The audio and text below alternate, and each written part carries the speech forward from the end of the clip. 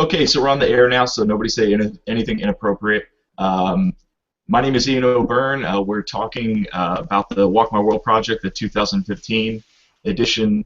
This is a group of us that have been getting together to try and have people work and play and learn and share and connect online. We are conducting these meetings in the open, and we're conducting our research in the open, for better or worse. And so what we wanted to do is meet one last time. The thinking is that the first, like next week, will be a general onboarding for people, and then the real official first week will probably start in 2 weeks. That being said, we have to get the learning events all set. So we're going to spend some time writing today. But first, let's say hi to everybody. Greg, go ahead and introduce yourself. My name's Greg McVeary. I am a digital tinkerer at, I'm trying to brainstorm a new tagline. I've been using engineering better teachers, but I want something a little bit cuter. So I'm open to taking new taglines from anyone. But I'm in New Haven, Connecticut. I've been involved with this project with Ian and Sue now, I think almost since 2007, I think was our first one.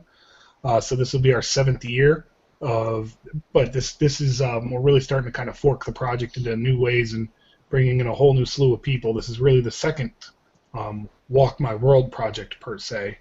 So I'm really excited to see what we're going to do and have so many more collaborators involved. It's going to be awesome, especially when you're looking at the collaborators. A lot of you were just participants last year, so it's awesome to have participants moving up into the facilitator phase. And that's all I got to say about that. Very cool. Julie, what should Greg's new tagline be? Oh, I wasn't prepared. Thought I'd be at the end, so wait till at the end, then I'll get something. Okay, Sue, what's Greg's new Ian took tagline? digital architect already, but I think he stole that from somebody anyways. Greg's new tagline. Yeah, what is it? We can both have the same one. It's called My Three Sons, and no time to work. My sons, I like that. My Three Sons, no time to work. Anyway, I'll introduce myself. Yes, I'm Sue Ringler-Peck. Am I supposed to introduce myself? Yes, please. Yes. Yes, hi. I'm Sue Ringler-Peck. I live in New Milford, Connecticut, but I work in New Rochelle, New York at Iona College. And I don't own the college, it's just called Iona College.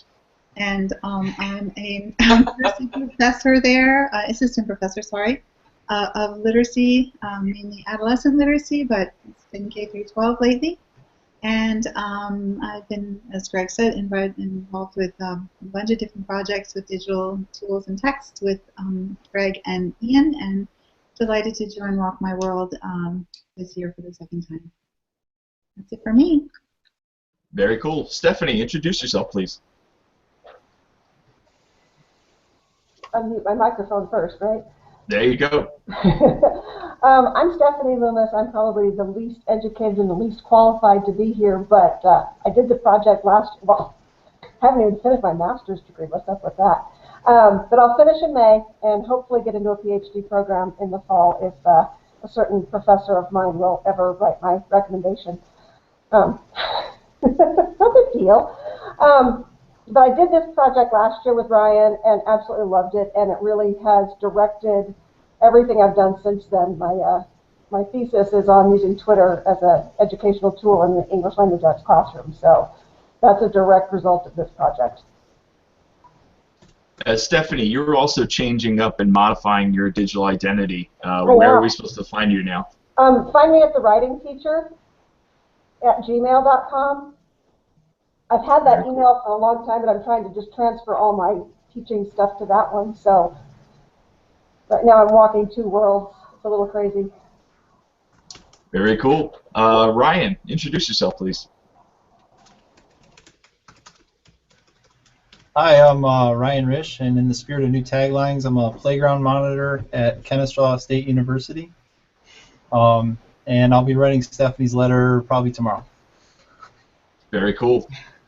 That was Greg's new tagline, the writing playground monitor, and both of you knocked it out. Kate, digital playground monitor, I like that. The digital playground monitor. Kate, say hi. Yell at us for waking you up at 5 in the morning. Yeah, I am actually. No, it's all good. I'm a New South Wales primary school teacher. I'm Australia, Coffs Harbour, beautiful Coffs Harbour. So that's me. And it's summer. And it is. It's very warm in here, and yeah, it is summer. It's beautiful. Cheers. It's the opposite here. Julie, so introduce yourself and what's Greg's tagline? I am Julie Wise. I am a doc student at the University of Delaware, and I was trying to come up with something like, Greg's the boss, right? Be like the boss, but like digital boss. That's what I have right now. I don't really like it, but The digital boss. It's very cool. Digital. And Julie runs the state of Pennsylvania. yes, I'm the president of the Keystone State Reading Association, and I'm co-chair of the Technology Special Interest Group with Denise Johnson with the International Reading Association. Very, very cool.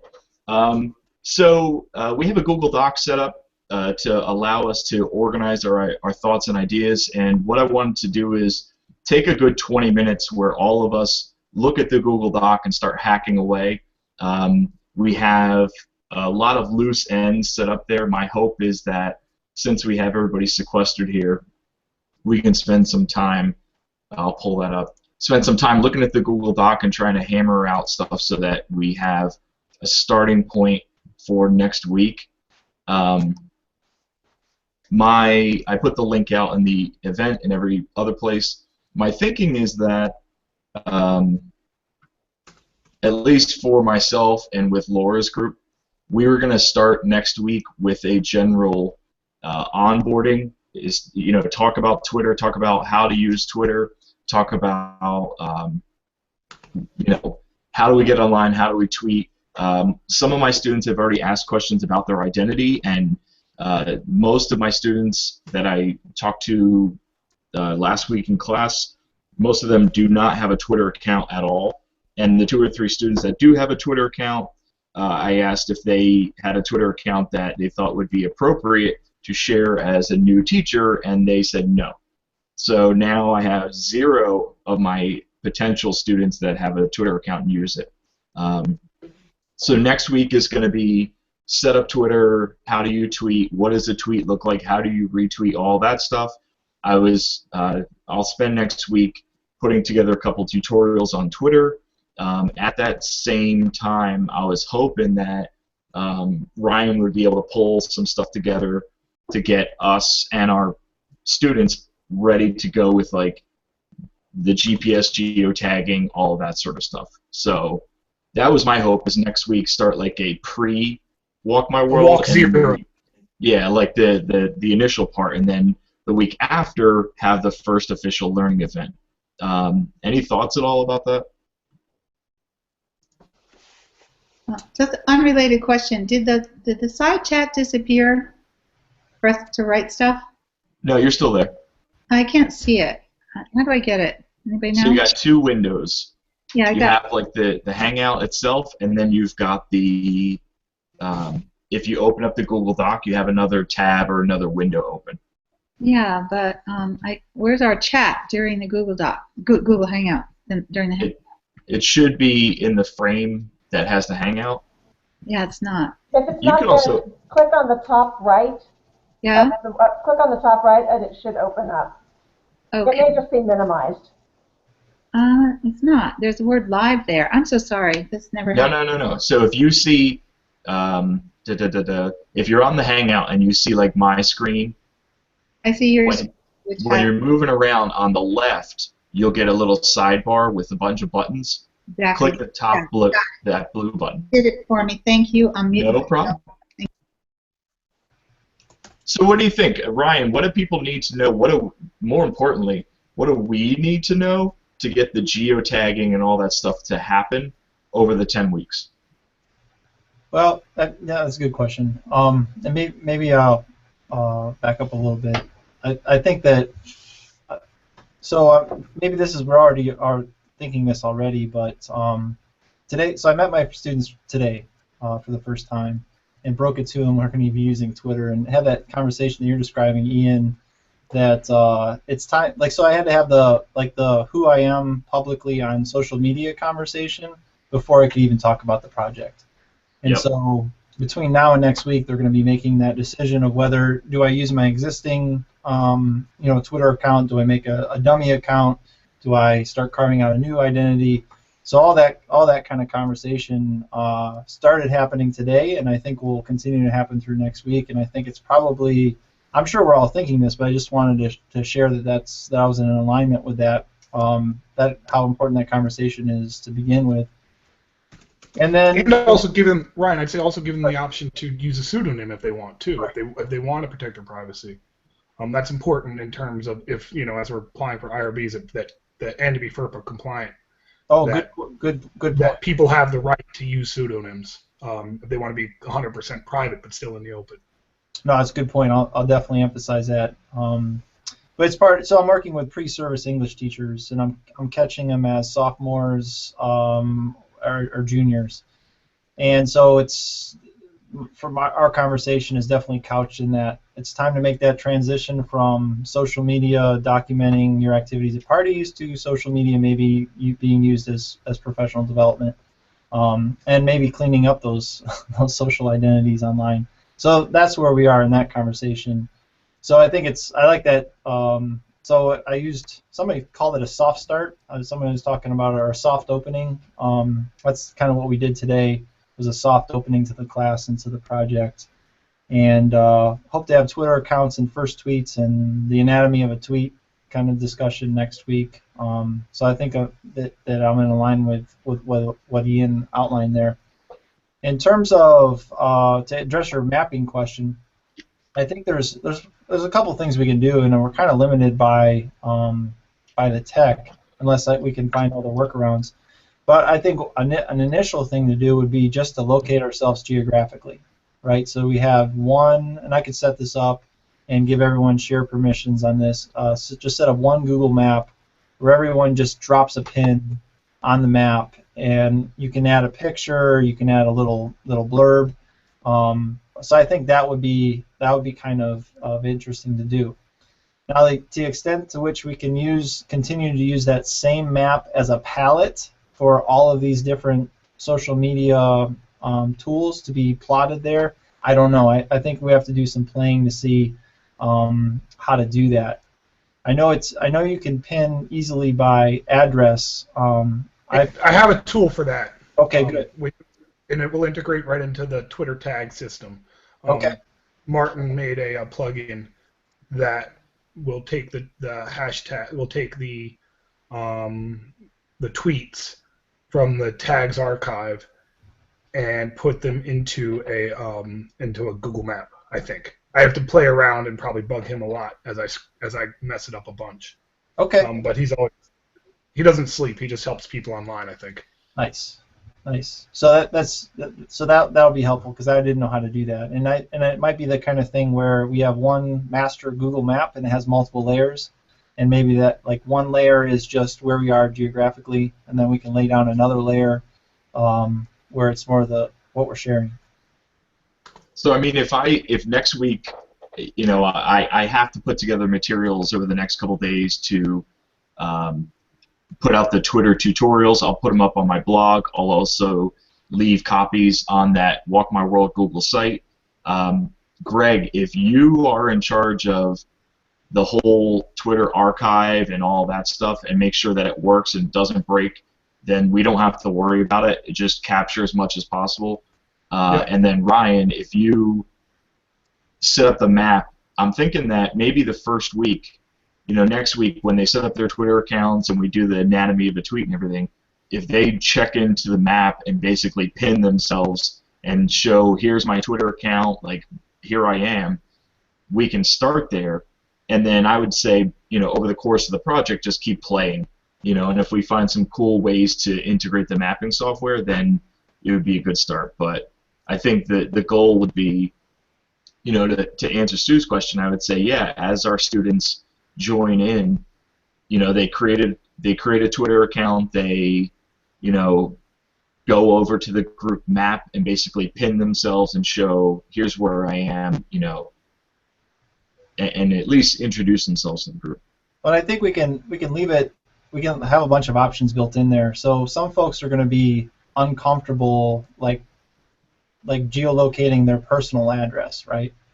So I think it could just be like the center of your city, like so wherever you're the town hall of your city or the city square, the city center, or the whatever whatever kind of landmarks are around you that are representative of that area. I think you could tag that so that you're not, because I mean we could take this. One thought I had was to do the whole front door activity where everybody just goes out their front door. I can't remember her name that shared this activity, but we go out the front door and you just take a picture of what you see, right? And that may very well be something that we could do, like an event. But I think it's then it becomes a different type of thing when we say, all right, I want you to take that picture and pin it on a map of where it was taken. And then all of a sudden we're into, like, now I know where you live, and we have this map, and then that the privacy and that kind of stuff. So maybe if we make I think the first steps of introducing yourself to Walk My World and that kind of stuff. The map, like the map pinning, might be as vague as I'm in Atlanta, bam, that kind of thing. I agree. I think we have to have multiple levels. I think that given the events of the last day or two, and also that I just finished watching and reading Gone Girl, and so I'm like, if people want to share, when we have the soft launch or like the onboarding, we can suggest, you need to think about your identity and your online and offline identity. Think about your Twitter account. We will be using this mapping software. If you choose to pin yourself, and if you choose to, please understand what you're doing here, and then give them the choice. And we could pin schools instead too. Yeah. What does everybody else think? That's a good idea.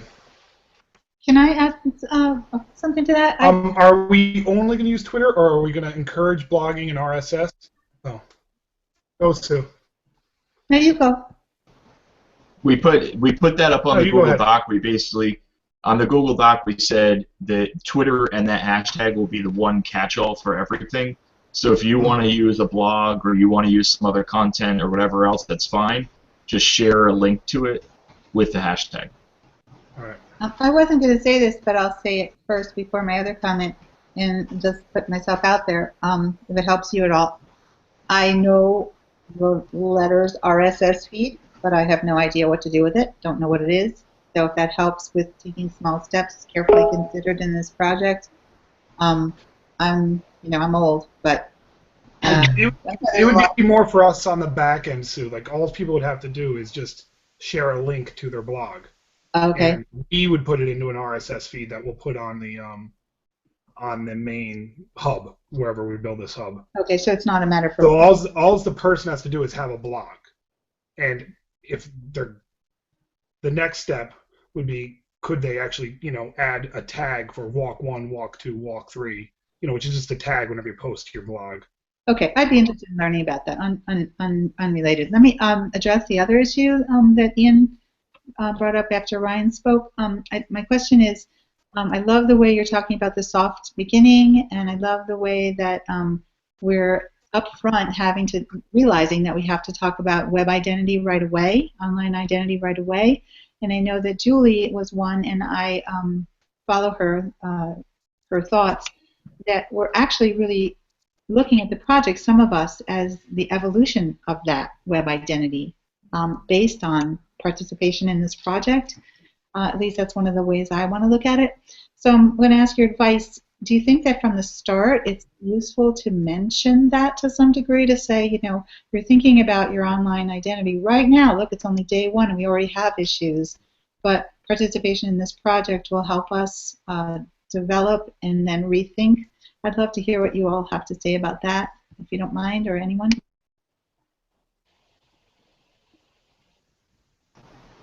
Can I? Oh, sorry. You go, Ryan. Sure. Yep, cool. Well, just real quick, I think that's really important, Sue. My class tends to be a coming of age class. It's almost like a rite of passage where they figure out who they are as pre-service teachers. I get a lot of like frat boy mentality early in the semester, and then responsible adult mentality towards the end. I can't take full responsibility for that because it's my colleagues too. But so I think that's really important to think about. What that identity looks like at the onset, and that it's open and evolving. I just wanted to add that I also am a casual academic at at a university here, Southern Cross University, and I take the new media section of curriculum assessment, new media for secondary teachers, so high school teachers, postgrad teachers, and I also introduced Twitter. And they all had to create a Twitter account, and it was very problematic initially. It was really surprised me, actually. But then the only reason I had a Twitter account created was while I was doing my degree, I went down to Sydney to visit a school, Northern Beaches Christian School, which is quite innovative. And the principal there, Stephen Harris, was actually the New South Wales Teacher of the Year. It was private, not a public school. And he actually created a Twitter account for me, and he said, Kate, this will be the best thing you'll ever do for your teaching career, is having a Twitter account. And when you're doing stuff, because at that stage I was starting to work a lot with virtual worlds, that's my sort of thing, I suppose, virtual world technology. And he said, when everybody else is thinking that you're crackers, you'll have this PLN, this professional learning network around you that you can just fall back on. And because I was quite, why do I need Twitter? You've got to be kidding me, get a lot of bad press, Twitter this, Twitter that. But I never looked at it as a meaningful tool to assist my development and enrich my teaching and pedagogy. So I think when that angle was pitched, it was really good, and that's then what I did. I had about 120 students last summer and at the uni, and pitching it from that angle, and it really worked then. And I'm hoping that actually some of them have been contacting me about the Walk My World project. So you call it English Arts, what is it? English Language Arts. English Language Arts, and they were very interested in it and using Twitter, so that was really good. Also another issue is because I have a Year 1 class, there's been a lot of talk in, I suppose, academic circles here in New South Wales particularly, about the ethical reasoning of putting such young students online early. Obviously I have my own teacher or my own class Twitter account, and I have my SCU 006, which is sort of my Twitter account, my professional Twitter account.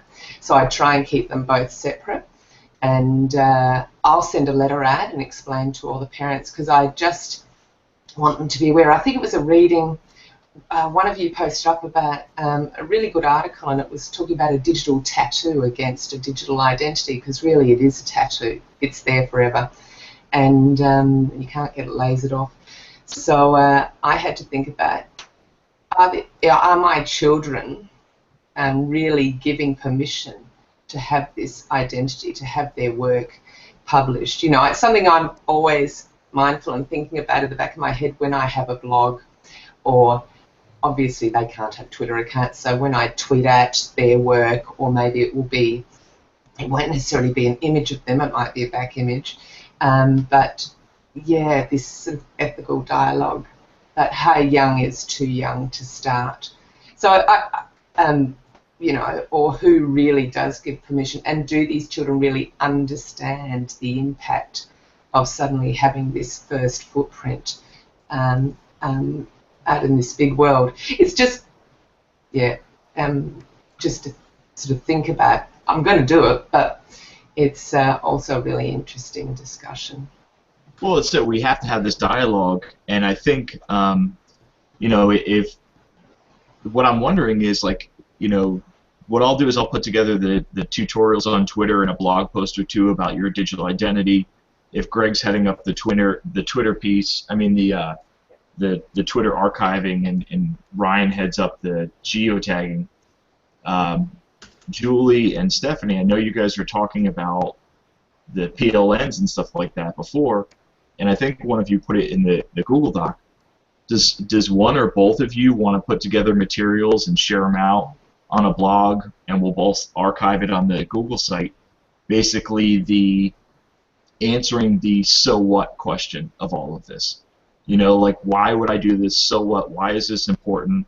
And also answering and talking about PLNs and saying exactly what Kate just said. You know, why are we searching and connecting and learning together with other people? You know, why are we doing this? And answer that so what question. I think that would be a powerful piece that over the next week or two we can fold in. I just bought the domain walkmyworld.org. So we could always host there too if we decide. So Okay. we might as well own it for down the road. Okay.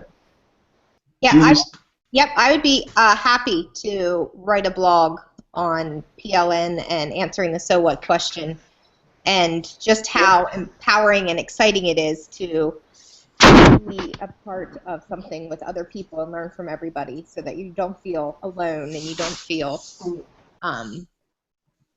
you're just not sure where you're going and is this the right thing, because you get feedback right away from other people. So I have no problem doing that. And Stephanie, I'd love to work with you on that as well.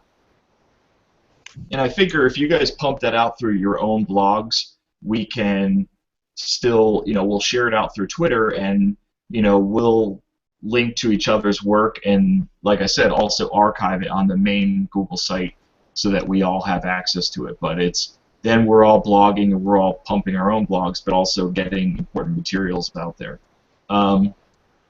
So heading over to the Google Doc, in looking at the weeks that we had set up, if next week is the pre-Walk My World week, I took Ryan's lead and basically started putting June Jordan in there, and looking for poems that she had out there and folding it in. I figured that if the first week, so not next week but the week after, if the first real learning event was basically post to Walk My World, the hashtag, tell us where you're from, add a geotag if you want, maybe we put in there, if you want, take a picture of your front door or someplace in your area or something like that. But I would make the front door learning event too. What does everybody think? I would make the front door one learning event too, just because we'll have some spillover from week 0 where people aren't ready yet. I thought that Ryan's thoughts about the front door and privacy, as much as we like the sound of it, maybe we really shouldn't put that as a learning event. Did we think otherwise all of a sudden? Could we just leave it open to whatever front door they want to use? Yeah, So they could take a picture of a front door. So they could take a picture out their classroom door, or Out out of a their door, church door, or out their car door, or No, Yeah. is it a door then? It's a door into Literally a door. the metaphorical door, but it's a real picture of one. right. I mean, it's a metaphor, but it's a real door. That doesn't have to be your house. It's kind of cool. I like that. And so what I was saying is, like, if learning event 1 is basically add yourself to the map, they share some initial content to the hashtag. What I was thinking was learning event 2 would be find somebody else online and start to connect. Because that was one of the things we said in the last meeting, was that we liked the connection part, but it didn't really happen until the end. So that's what I was thinking. That whole take a picture would come back up to the learning event 1, and learning event 2 would be find somebody else to connect with. So I love that, Ian, because it's quick, early connection. And can it be very simple in that people are like talking about their doors? I mean, just really remember how everyone was talking about their sneakers and the snow. Is this just going to be very simplistic connections, but early on and quote required, which I think is great? Well, that's what I thought. Like, so, in learning event 1, Kate has a picture of she pins herself on the map. She has a picture of outside in the neighborhood or, the out front of the building. Learning event 2 is I reach out to Kate and say, with a tweet, hey, I saw this. This looks really interesting. Thanks for sharing or whatever. That's it. Here's a thought, and feel free to shoot it down, okay? What if, and this may be too early, but what if learning event 2 is a selfie? Stick with me. But you held up your hand something like this, and you're waiting for a high five from somebody. And so the challenge is to through Twitter to give somebody a high five. I'm down with it. But it matters what other people think. Is that, Virtual high five. yeah, a virtual high five, and it's like it's informal. But I'm wondering, is a selfie that early? Is that too early for a selfie? It might not. I don't know about the selfie, but the high five. Does high five mean the same thing all over? Would we find that out? Because I think that's a really cool thing to find out. And let's just, and I think Sue's right, just leave it as a virtual high five. Somebody might find a GIF file and send that, so it doesn't have to be a selfie, because we didn't actually see pictures of people's faces. Like, people were very hesitant to do faces until way later in the project. Yeah. So just leave it very broad, a virtual high five. About your door, almost. It's about your door. Well, no, we bumped the door to 1, didn't we? No, we kept The it door's in 1. walking through. The door's the first one, isn't it? Yeah, you moved it down to 2. I'm moving it up. Yeah, I would say move it back to 1.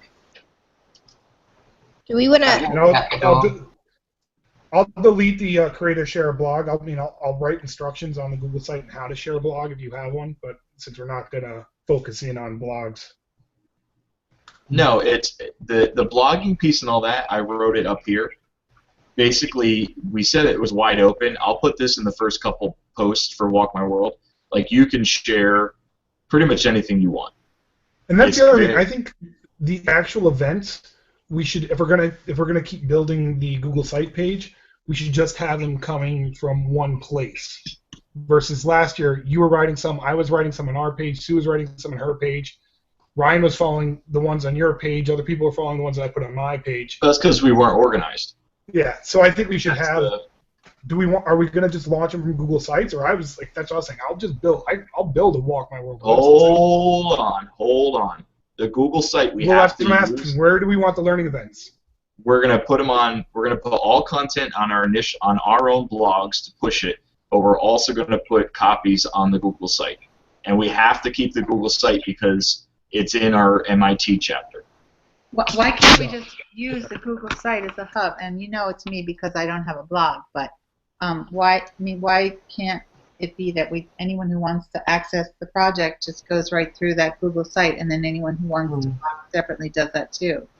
I was just trying to push saying. some more content. Yeah, I'm saying we put the 10 learning events. Like, we make a new tab on the Google site. In one place. Learning events 2015. Right. Okay, we can put it all on the site. We put all in there so people know the one place to go if you need to learn what to do. All right, we'll just put it all on the site. Take a look at Learning Event 2, Virtual High Five. Don't you want to play? I love that it's simple. I love that it's not a sentence. First off, I wonder if each learning event could have a little line like that. In other words, open the door or something, selfie or what, not selfie, but for number 1, could it just, I don't know, I just think. Open the door to your soul. What? Nothing. I don't want to open the door. It's dark in there. I don't know. I didn't hear it. What are you trying to say, Sue? I'm trying to say that the way that Learning Event 2 is written as a virtual high five makes me want to feel comfortable signing it. It looks like a really simple thing. When you go to number 2, you can't wait to hear what virtual high five means, so you want to read on. So I'd love if each of the learning events had a little phrase like that, as Learning Event 1, get out the map, or Learning Event 1, something about the door, opening. Also have like a tagline for There each you one. go. Yeah.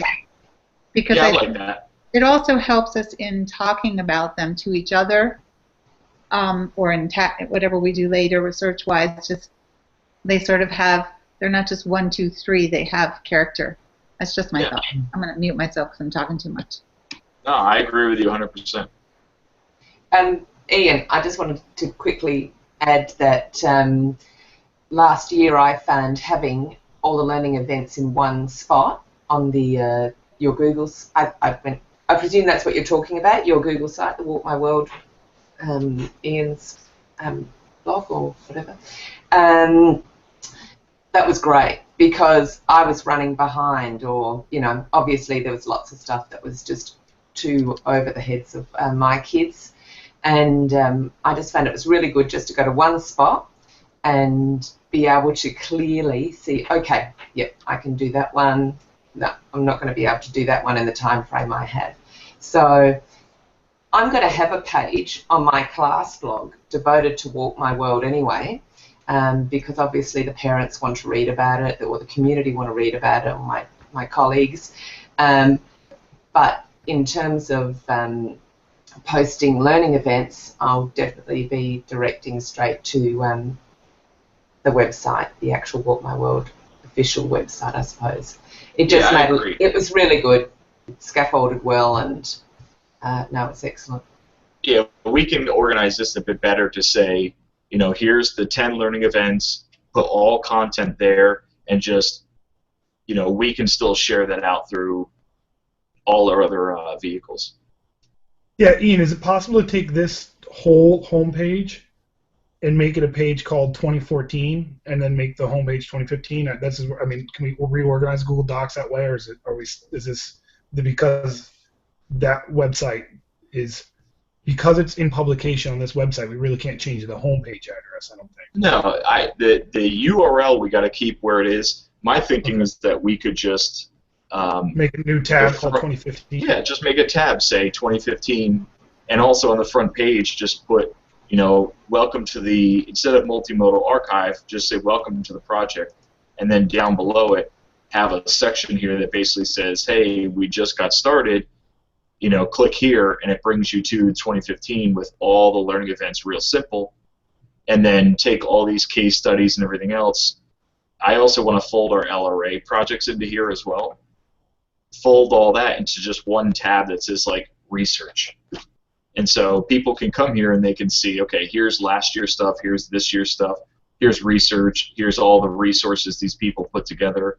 So like when Ryan or you or I put together stuff over the next week, we put it on this website.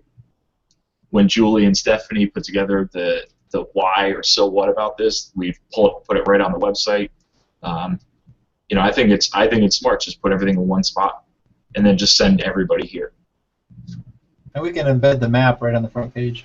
Yeah, we can put the map. We can put the Twitter feed. We can put the an RSS feed right there, a comment RSS feed. We can put it all right on that kind of the front page. And I also suggest just let's get some good analytics on there so we know who's going to that website and where they're going. Did you already install Google Analytics, or you need me to do that? Not on there yet. So if week 1 is opening new doors, week 2 is the getting out the map. No. So what happened here? Sorry, I put question marks because I wasn't sure. Oh, so the first week is the pre-boarding, but then the first real week is opening new doors. The second week is the virtual high five. Where do we want to go after that? I was saying jump into poetry and describe your world. My thing was that poem by June Jordan, the MLK poem, is nice. It's a week after MLK Day, and in the poem she's describing all the sounds, using words to describe all the sounds. But like Sue pointed out, there's some language in there that's a little bit inappropriate for a lot of different audiences. Can I hedge real quick on Jordan? Yeah. I just threw that out as a suggestion, and I didn't mean to be overbearing with it. I'm worried that I like the direction that she takes discussions of space and place. She is super political and not necessarily appropriate for all of our students. It's also couched within the history of civil rights in America. I'm wondering if she's too specific and and not global enough for our project. Not that I want someone generic, but I'm just wondering if it's maybe closing too many doors and kind of railroading the conversation in a particular political direction. Even though I align with it, I'm just wondering if that would be counterproductive. Julie, what do you think, Sue?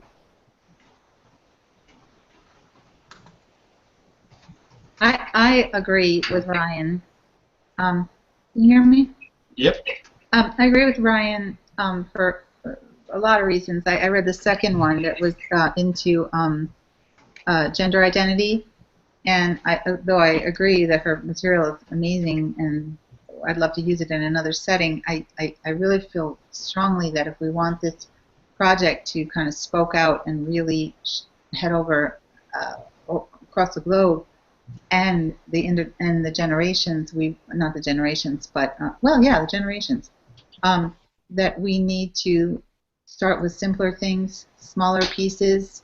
And I wrote an email to you guys today, just before this, like an hour ago, that maybe you just want to ignore. It's okay if you do. But I was thinking more that we might let go of poetry as the main thing and just poetry as one text, and potentially use, podcasts, and images, and I don't know, cartoons. I love this idea of memes, and so it would be like receptive literacy and literacy that we produce. So it's both ways, reading and writing. But the broadened definition of text to me is really exciting for online spaces, because you guys have brought in so many tools. Twitter and well beyond Twitter, all these things that I don't even know what they are. And then I think we just need more text, more types of text. And then we're hitting on Ian's original notion of this is about digital tools and texts. So I don't know if we really need to do poems all the time, as much as just throw something out from each different discipline, and then getting away from poetry would help the people teaching the disciplinary or content area literacy classes. Because I'm the only one math teacher shouldn't be writing poetry. But. Well, if I'm the only one that's an issue for, then I can make it work in my class, so that's not a problem. But I was more thinking that if everyone had their idea of what a local text is, I'm sure that that Kate's notion of text would really excite us and surprise us here in the U.S., and that we, even in different states, might have a different sense of how we define text. I mean, dance is text, according to Greg, right? Mm-hmm. I don't know. Maybe even a theme. If you can encode and decode meaning, it's a text. Say that again, somebody? If you can encode and decode meaning. I think Kate. Maybe a theme. Because I read the In Memoriam. I mean, Martin Luther King, obviously a very important man, but in terms of meaningful text here, I'd probably be talking more about, I suppose, Australia's adaptation of the Freedom Bus for the Aboriginal communities 60s. But I don't know. That's going to go way over the head. And I read it and it was really full on and all of that kind of stuff. And I didn't like it. Not for this particular project, but I understand that you've all got your much older students and this and that. I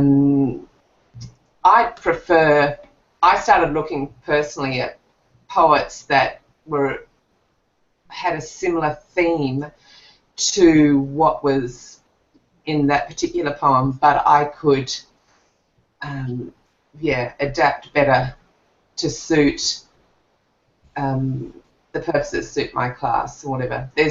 I couldn't put a link or put that poem up, for instance, up on my class blog. Yeah. That's understandable.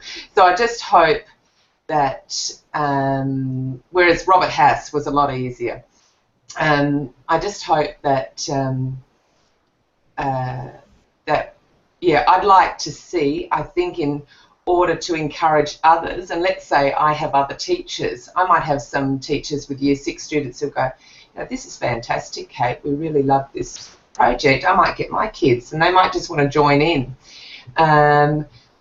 So I think it's important that I love the poetry aspect of it. I really do, but I think we need to be aware, as I think Ryan said, this project forked a while ago, that you want to have people with students or people of all ages engaging with this, I would assume, or you don't. Maybe I'm on the wrong track.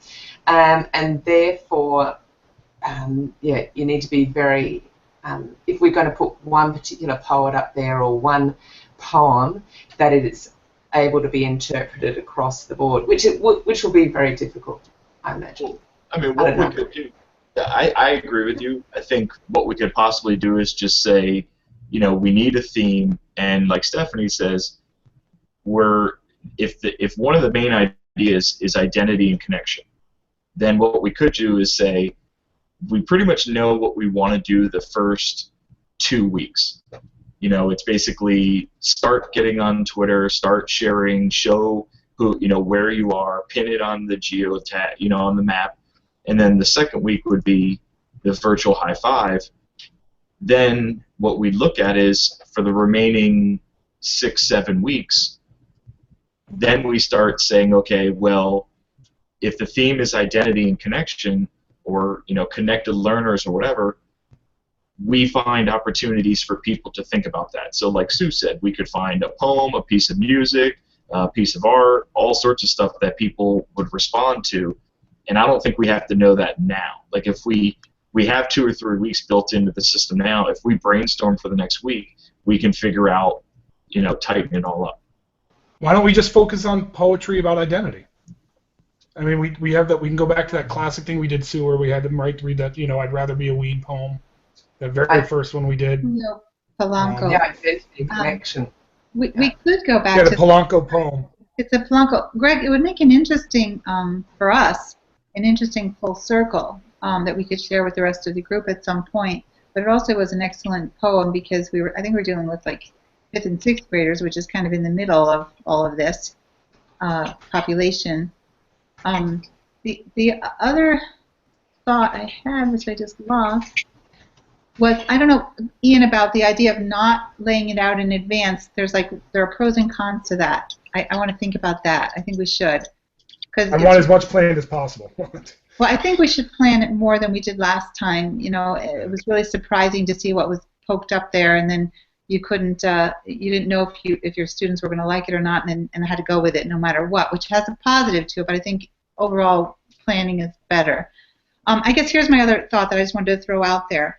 A weird, fun goal for this go-around for me as a professor and as a person online would be if my students started to say, oh, I did Learning Event 2, and then I did 3, and then, God, my cousins were over, and I told them about it. And they wanted to be part of it. Is that okay? Yeah. And I thought that would be just an amazing goal, because last time it was more resistance. This is an assignment. I'm only doing it because you're making me, in my particular little worlds, not all over. But I would love it if it became, can we do more? Can we tell other people?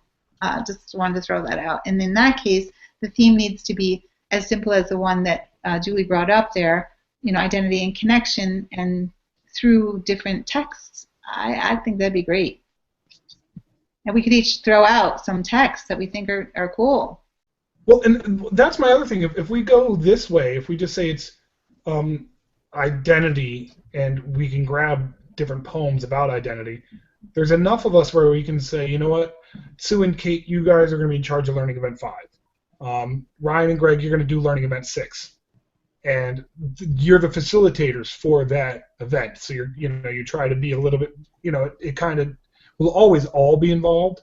But if we kind of like took the lead on finding the text, on kind of building the make that the people have to do, from 4, it's only 4, 5, 6, 7, 8, because 9 and 10 is usually like curate and share. So there's 5 learning events that we can team up and do, just as an idea.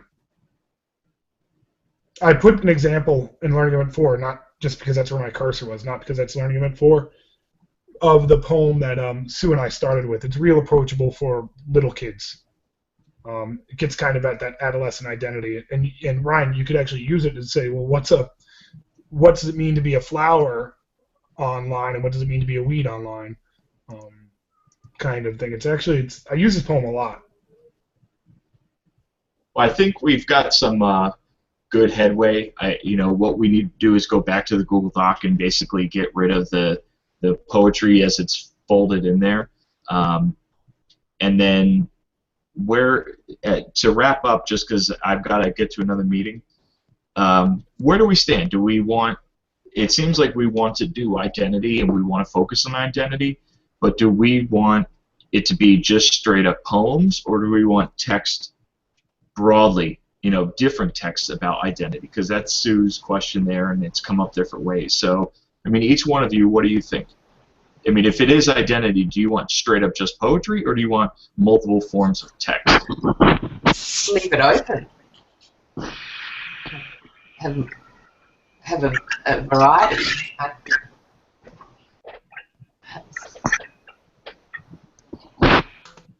Yeah, I feel like there was a lot of resistance with the poetry. So we have to either do a better job to show how science and math and history teachers can use poetry in their classrooms, or they shouldn't be doing, I don't think, but. Or we need to have a variety of texts. So like Sue said, so we're using a song and we're using poetry. Those two are sort of the same, but then we're using podcasts, just words. How is just words different from a picture? How is without words, and sort of like that multimedia meaning making. How do you make your identity? I agree with Julie. Maybe we'd have a menu of makes for each learning event. So one make might involve doing something in the poem. The make two is some other non-poetry, maybe even some kind of non-fiction text. That people that aren't into poetry can choose to do. What about, I like what Ryan says, he likes the menu of makes that you're saying, Greg. What about, and Stephanie wants poetry so badly, I wonder if it's always a poem plus more. Something like that. Each learning event that our groups are in charge of, we start with a poem, but we add an additional text, which would add that notion of comparison contrast that Julie seems to be bringing in. What's the difference between thinking about identity through a poem versus just an artwork, or or starting with poetry as a base while everybody gets used to the whole process, because it's such a new concept, and then expand it, as things continue, maybe week 5, then start bringing in other genres. But I think it's important to keep it simple as people get used to this whole idea of tweeting and blogging and looking at identity from a way that maybe they've never done before. I agree with that, except that I don't think poetry is simple. I think short poetry is sometimes easy to respond to. No, but I see what she's saying. I like how we initially have it where it's like, here is a prompt. Look at this picture. What does this say about your identity? Listen to this song. What's it say about the author or whoever describes identity this way? What does it say about you? Once we go in and we start saying, here is a prompt, do a remix or do a mashup or do this or that, people are going to blow out. That's my concern, is that a lot of them, we had 4 weeks of people taking picture of the snow in their front yard. So I have a fear that if we have a lot of extended activities, people are just going to say, forget it, I don't care. Well, we have to remember that we complain about how busy we are, but if we make it too complicated, then we just make everybody really busy. I'm thinking of my cohort and the amount of craziness that they're under, especially this semester. Adding too much to this, it's not only going to cause them to burn out, but it's going to cause them to not want to participate. And that's just counterproductive. Yeah, I understand, and I know we have to end here because Ian has to go, but if we look at like the same tools that we used before, so we have in week 4, I think, or learning event 3, we go to Poetry Genius and we annotate a poem, but could we not also have like annotate a paragraph from like a social studies text, annotate a picture or something? And so you're still all using the same tool and you're still all doing the same thing, but you're choosing which text you want to annotate. Mm-hmm. Does that take away That's what from I would say for each event. I agree with Julie. Each event, let's choose a poem and a text. And text can be as broadly defined as you want. Yeah. So there's a poem and text for learning events 3, 4, 5, 6, and 7. Isn't she also suggesting we choose a tool for each event? Tool, yeah. Poem, so let's just set it up the Google Docs and say poem text tool. Yes, yeah, I think I would see it just be, here is. Some you might use. I would just give them a prompt. I would say, here is a text, or here is a poem, or one thing to respond to, and I wouldn't even give them a tool. I would just say, respond however you want. So if my kids want to do a remix, or they want to do just a picture on their cell phone, that's fine. I agree with Ryan. I want to reach out and say, if you want to challenge yourself, here's a list of like 5 or 6 suggested tools. Because we'll still have people that will push, like Kevin Hodgson, and say, hey, there's all this cool stuff you could do, but still leave it open. If people want to do the simple thing, it's fine. Yeah, so last year, the one make that got the most things done was the haiku. Yeah. So I would suggest write an acrostic poem. Let's keep hacking away on the Google Doc. Keep adding events on the Google Doc.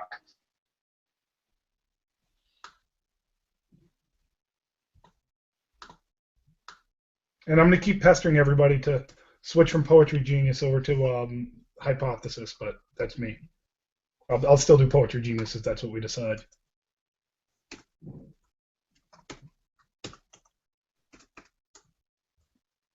Can you write that on the Google Doc, Poetry Genius? Whatever you said. Yeah. He did already. He wrote Hypothesis, I think. Didn't you, Greg? Yeah, it's a free plugin. Yeah. And it's open web annotation versus a closed proprietary one. And it's all Creative Commons licensed. If you just Google Hypothesis annotation, you can install it right in your Chrome browser and your Firefox browser. And if you're using Internet Explorer, just quit the project, please. Can I ask my question, like an elevator talk? What's, like what we had to do when some of us wrote our dissertations? What's the goal of Walk My World 2015 for participants? Why are we doing this with our students of all ages? Why don't we all hang up and make that? Everybody has to blog about that now. I don't have a blog. And Sue, I have to help you set up a blog. Okay. Well, we started writing about that on the Google Doc. Starting with your why is important. We need to start with the why. That was one thing that we already have it on the Google Doc. Oh, that's the Julie and Stephanie job. I'm sorry. Right? That's what you're doing. Yeah. Right? I apologize. Yes. I'm shutting up.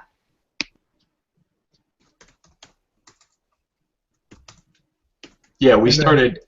Most of this is already on the Google Doc. We started hashing out, why are we doing this, and then how are we going to do it.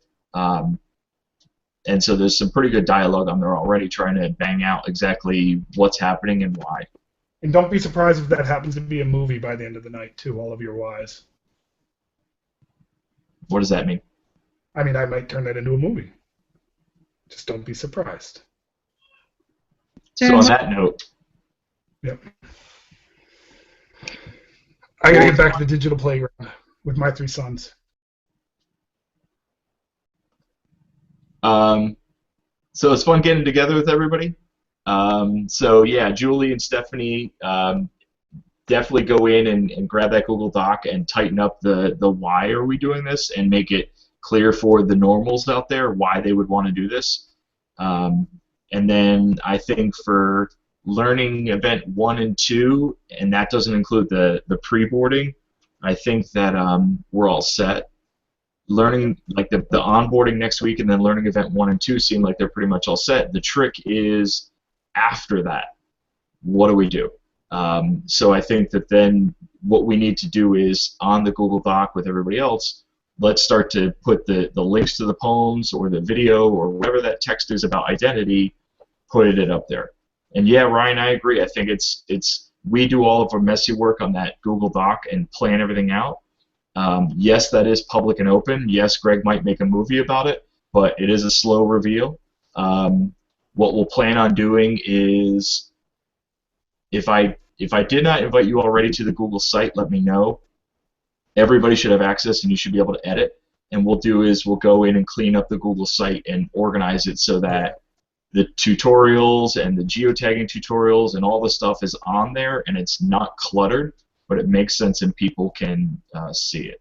Ian, can you make a copy of the site and share that as well, so I can fool around with so I don't want to mess this one up right now. Yeah, we can. So I'll copy. Yeah, make a copy and share that. So I'm grabbing the chat now. Yeah. Sorry, I was on Google Hangouts. I didn't see any of the chat because I was using my iPad. My computer died, and Hangouts doesn't work that well on my Chromebook. I should just say my Chromebook doesn't work that well anymore.